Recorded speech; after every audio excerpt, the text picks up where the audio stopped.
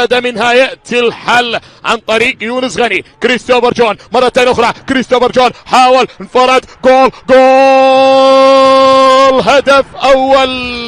هدف أول في هجمة مرتدة من النيجيري كريستوفر. يأتي الحل لصالح نادي الزوراء.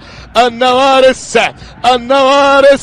تحلق في سماء ملعب الكرخ عن طريق اللاعب كريستوفر جون، اللاعب النيجيري اللي نجح في مرتدة سريعة من خلف المدافعين إلى كريستوفر جون، وكريستوفر جون ينجح بإضافة الهدف في الدقيقة 10 من عمر الشوط الأول. كرة جميلة وكرة رائعة نجح بها اللاعب بمراوغة حارس محمد عباس، كان في مهب الرياح. الله على كريستوفر جون، اللاعب اللي سدد ودون أول أهداف المباراة.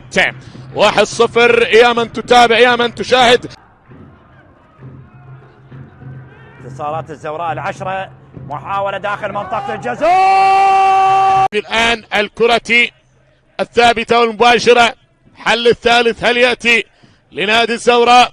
لنوارس من جهة اليسار، لؤي على تنفيذ الكرة الثابتة جهة اليمين، وخروج حارس المرمى ثالث في اللقطة الماضية، ولكن وعلى ما اعتقد خطأ في اللقطة السابقة لحارس المرمى محمد عباس. خطأ لحارس مرمى نادي الكرخ كرتي السابقة.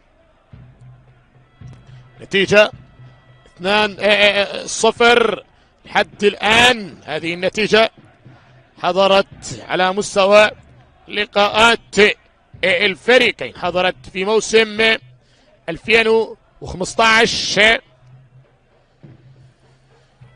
وأيضا حضرت في موسم 2015 مباراة الذهاب والإياب على هذا الملعب، وأيضا حضرت في موسم 2013 2-0 ثلاث مرات. حضرت هذه النتيجة على مستوى. مرة أخرى حكم المباراة يعود الآن، واثق محمد، الله، يحتسب الهدف الثالث. 3-0 للزوراء للاعب علاء عباس ينجح بإضافة الهدف الثالث لفريقه. 3-0 لصالح نادي الزوراء في الدقيقة